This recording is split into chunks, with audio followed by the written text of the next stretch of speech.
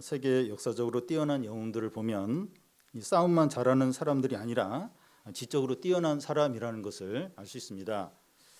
두 사람만 좀 예를 들겠는데요. 먼저 알렉산더 대왕을 살펴보면 그는 20대 초강대국인 페르시아와 또 중동 아시아 국가들과 이집트를 다 정복하고 인도까지 정복하려고 했습니다. 그는 성실했고 두려움이 없었고 시대를 앞서가는 가치관을 가졌습니다. 이 알렉산더가 알렉산더 될 수 있었던 이유는 그의 개인 교사가 아리스토텔레스였습니다. 또 한 인물 메메드 2세인데요. 우리에게 좀 낯선 인물인데 오스만 제국의 7대 술탄입니다. 그가 이제 행한 그 대단한 일이 동로마 제국의 수도인 콘스탄티노플을 함락시키는 일을 했습니다. 콘스탄티노플은 그 세계 역사상 가장 견고하게 지은 성으로 23번의 공격을 받았지만 무너지지 않는 난공불락의 성이었습니다. 그런데 이 메메드 2세가 20살에 어느 누구도 하지 못한 콘스탄티노플을 함락시키는 일을 한 겁니다. 그가 이렇게 큰 일을 할 수 있었던 이유는 청소년기에 알렉산더 대왕의 전기나 로마의 영웅인 율리우스 가이사의 전기나 또 로마 역사에 대한 그런 책을 많이 읽었다고 합니다. 이 독서의 중요성을 이제 보여주는데요. 이 아는 것이 힘이다, 칼이 펜보다 강하다 이런 말들이 있습니다. 이 공부를 많이 해서 지식을 많이 쌓으면 권력과 부와 명예를 이제 갖게 됩니다. 그래서 학생들은 이제 공부를 열심히 해서 좋은 대학에 들어가려고 합니다. 좋은 대학에 들어가야 좋은 직장에 취직을 하고 돈도 많이 벌고 또 결혼도 잘할 수 있기 때문이라고 이제 생각을 하는 거죠. 그런데 이 공부를 많이 하고 지식을 많이 쌓는 것이 진정으로 행복을 가져다 주는가? 남들보다 머리가 좋고 더 많은 생각을 하는 것이 진정으로 유익한가? 우리가 진정으로 알고 추구해야 될 것이 무엇인가? 오늘 말씀을 통해서 이런 문제들을 함께 생각해 보겠습니다.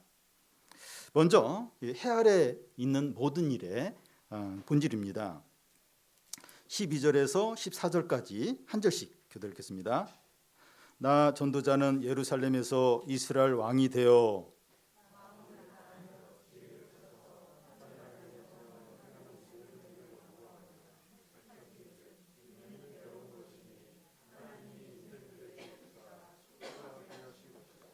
내가 해 아래서 행하는 모든 일을 보았노라. 보라, 모두가 헛되어 바람을 잡으려는 것이로다. 예.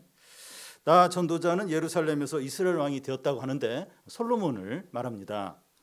솔로몬은 마음을 다하고 지혜를 다 사용해서 해 아래에서 행해지는 모든 것을 연구했습니다. 보통 사람이 그 연구를 하는 것은 어떤 한 분야나 몇 개 분야지 모든 분야를 이렇게 연구하진 못합니다. 몇 개 분야만 연구해도 대단한 거죠.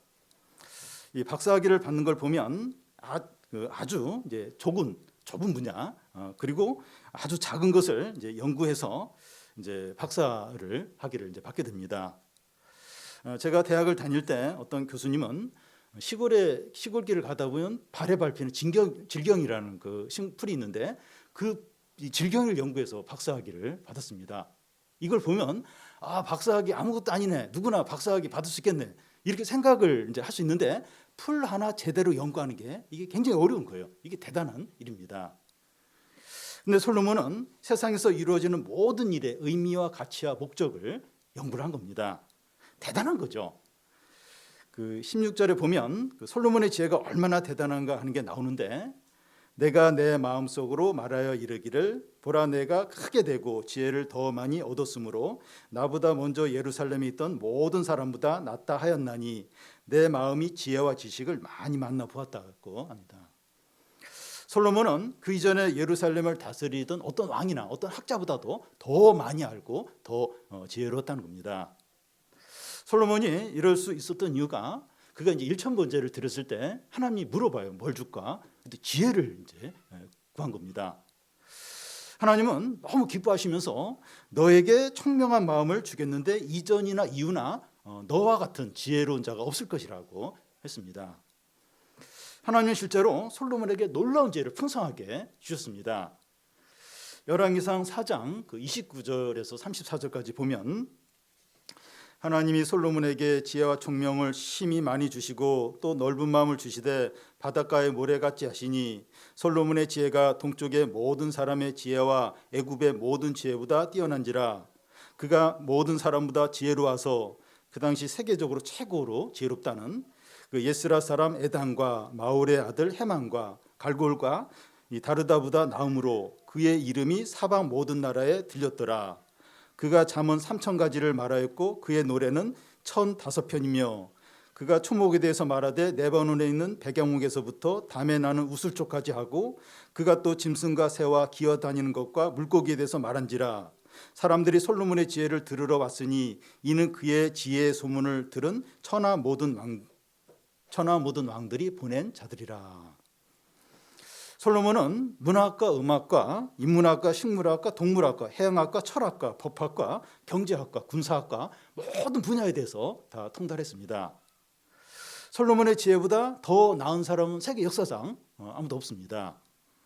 그런데 솔로몬이 놀라운 지혜를 가지고 열심히 세상의 모든 일을 연구하고 관찰했는데 그 결과가 뭡니까? 세 가지인데 수고하는 것이고 괴로움이고 바람을 잡는 일이었다는 겁니다. 첫 번째는 이제 솔로몬이 이제 연구를 해보니까 인생의 모든 일이 수고하는 것이라는 거예요. 다른 말로는 고생뿐이라는 겁니다. 사람이 수고한다는 것은 창세기 3장 16절, 17절에 이제 기원을 두고 있는데요.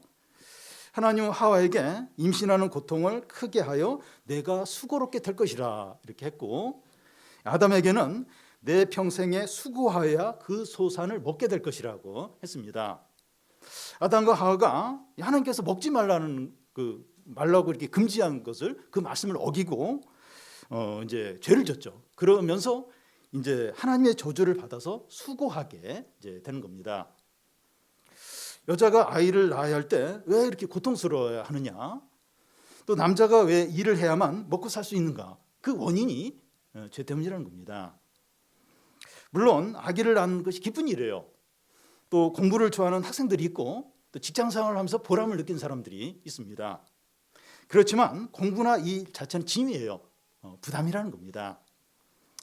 휴가는 이런 짐들로부터 이제 자유로워지는 시간이죠. 그런데 휴가가 좋다고 계속 휴가만 즐길 수는 없습니다. 일을 하지 않으면 먹고 살 수 없기 때문이죠. 학생들은 공부를 하든지 자기 진로를 위해서 열심히 준비를 해야 합니다. 전업주부들은 직장 생활은 하지 않지만 집안일을 하고 식사 준비하고 자녀 양육을 하는데 많은 일을 하게 됩니다. 근데 이 집안일이라는 게 안 하면 표시가 나는데 해도 잘 표시가 안 나요. 그런데 어떤 조사 기관에서 이 주부가 집안에서 일을 하는 그 양을 연봉으로 이렇게 계산을 해보니까 6천만 원 정도 된다는 거예요. 그러니까 집안에서 하는 일이 엄청나게 많은 일을 이제 한다는 겁니다. 세상에 사는 모든 사람들은 일을 하며 수고를 하고 있습니다. 수고하는 것이 인생의 특징인데 제 결과라는 거예요. 그렇지만 우리는 그리스도 안에서 제 용서를 받았기 때문에 이 억지로나 불평하면서 일을 하는 것이 아니라 새 마음으로 이제 감사함으로 일을 하는 거죠. 이 공부하는 것도 죄의 결과고 직장도 뭐 죄의 결과고 그러면 막 너무. 근데 우리는 이제 그리스도 안에서 이제 제 용서를 받았죠. 그래서 공부를 하든지 일을 하든지 새 마음으로 믿음으로 감사함으로 이제 하는 거죠. 그러면 또 이제 그 일에 이제 기쁨이 있습니다. 두 번째는 그 솔로몬이 연구해 보니까 인생의 모든 일이 괴로움이라는 거예요. 우리는 이런 사실을 이제 어떻게 알 수 있는가 하면 뉴스나 신문이나 인터넷 기사를 보면 알 수 있습니다. 물론 이 기자들은 이제 기사거리를 찾는데 혈안이 되어 있어서 이 문제거리만을 이제 기사화하는 그런 면이 있습니다.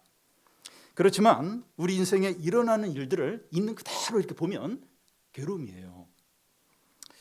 여러분 우리 자신이나 가족이나 주위 사람들을 한번 둘러보시기 바랍니다. 물론 감사하고 기쁜 일들도 있습니다.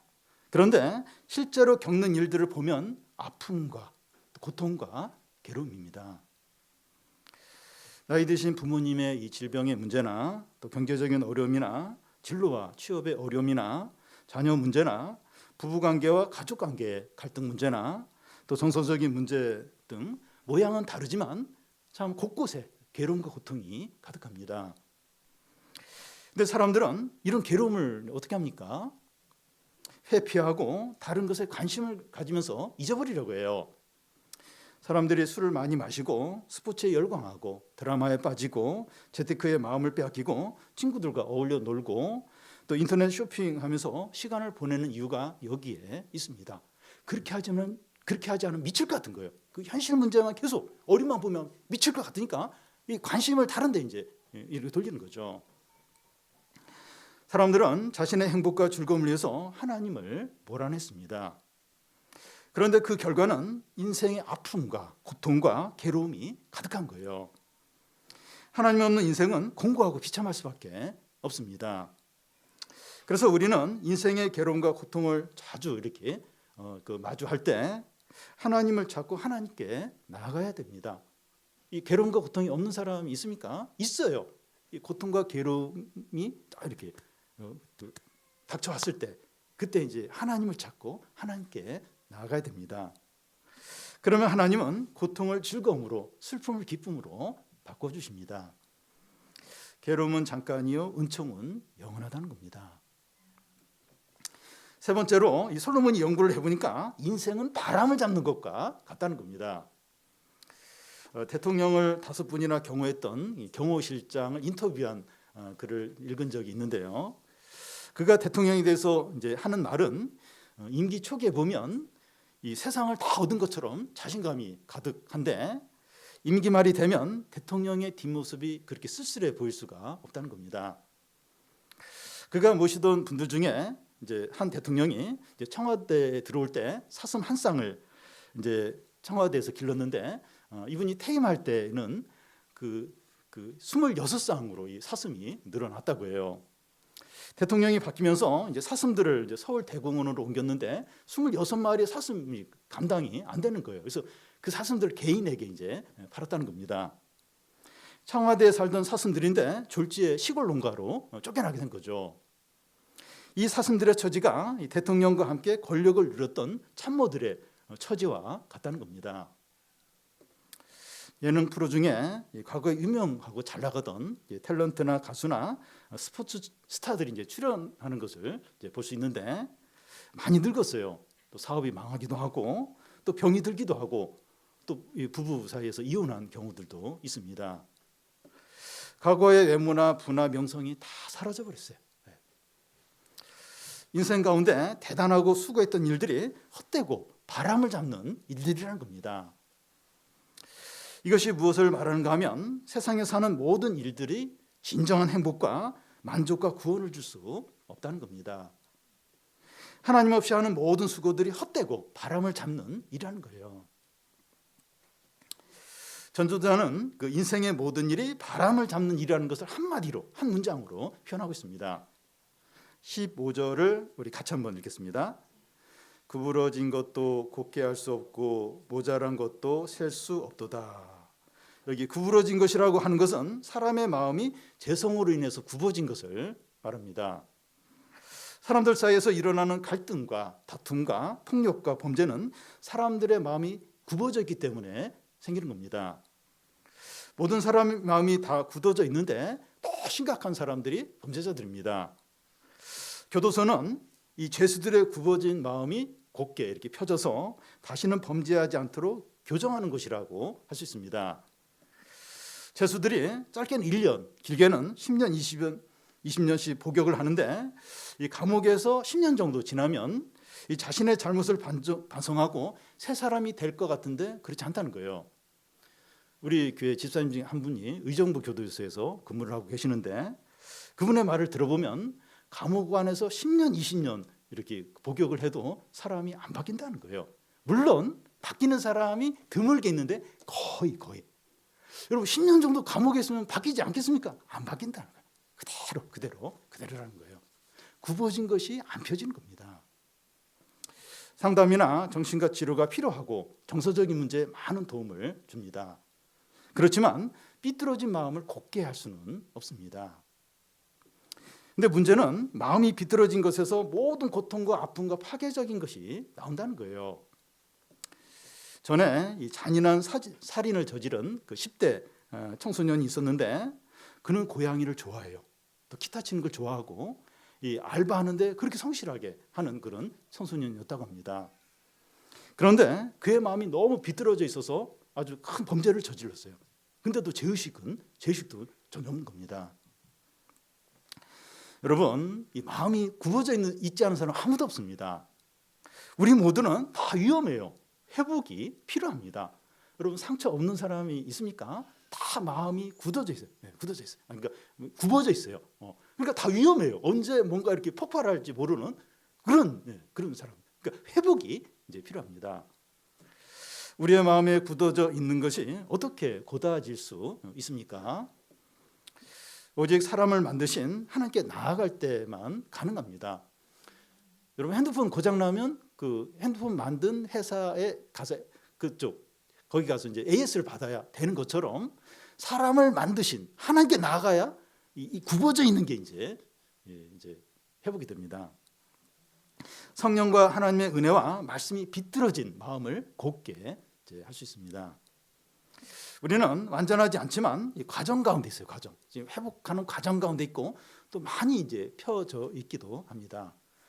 그걸 어떻게 알 수 있는가 하면 여유가 생겨요. 사람들을 점점 더 이렇게 더 많은 사람들을 용납을 하고 화를 이제 덜 내는 이런 게 이제 증거들이죠. 또 한 가지, 이 세상에는 모자란 것이 셀 수 없이 많다는 겁니다. 여름방을 맞이해서 아프리카나 네팔이나 방글라데시아나 필리핀의 빈민가 이런 데 자원봉사를 다녀온 사람들이 하는 얘기가 한국은 너무 잘 살고 부족함이 없다는 말을 합니다.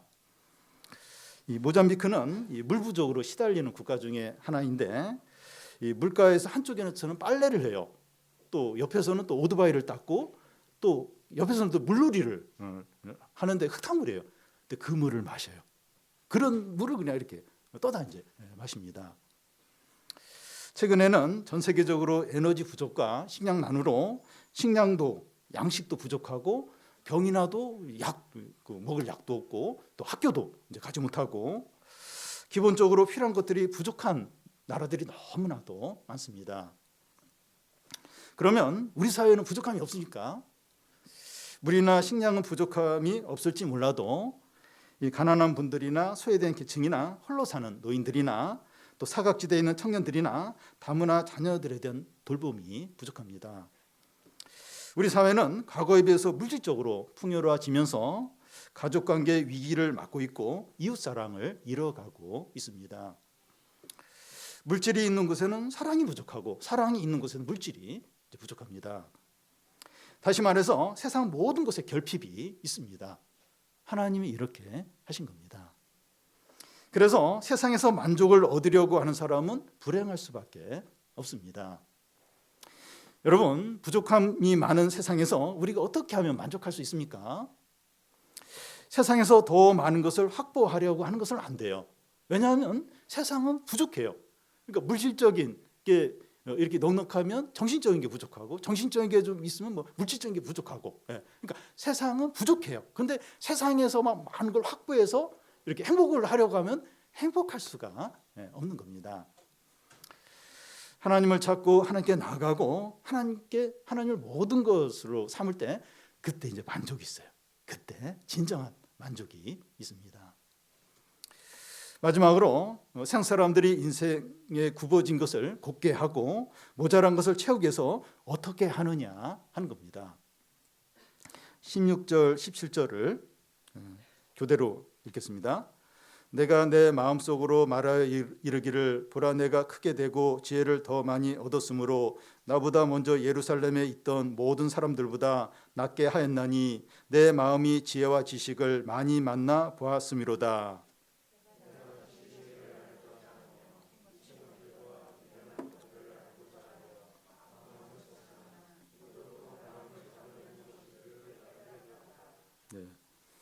솔로몬은 지혜와 지식에 있어서 세계 역사상 가장 뛰어난 인물이었습니다. 그런데 그가 지혜와 지식에 대해서 더 많이 알려고 하는 열심으로 지혜와 지식과 반대되는 것, 미친 것과 미련한 것에 대해서 연구를 시작했습니다. 그렇지만 새로운 것이 없었다는 거예요. 모든 지혜와 지식이 바람을 잡으려는 것과 같다는 겁니다. 이 전도서를 이제 솔로몬이 썼다면 그가 이제 노년에 이제 회개를 한 후에 썼다는 이 전도서를 썼다는 것으로 알려져 있습니다. 그는 놀라운 지혜와 지식을 가졌지만 이방 공주를 아내로 맞이함으로 우상 숭배에 빠지고 자신도 몰락하고 이스라엘 백성들도 함께 몰락을 한 것을 경험했습니다. 솔로몬의 놀라운 지혜와 지식이 몰락한 걸 막지 못하니까 바람을 잡는 것처럼 헛된 것이죠. 솔로몬의 지혜와 지식이 얼마나 대단합니까? 근데 우상 숭배를 못 막는 거예요.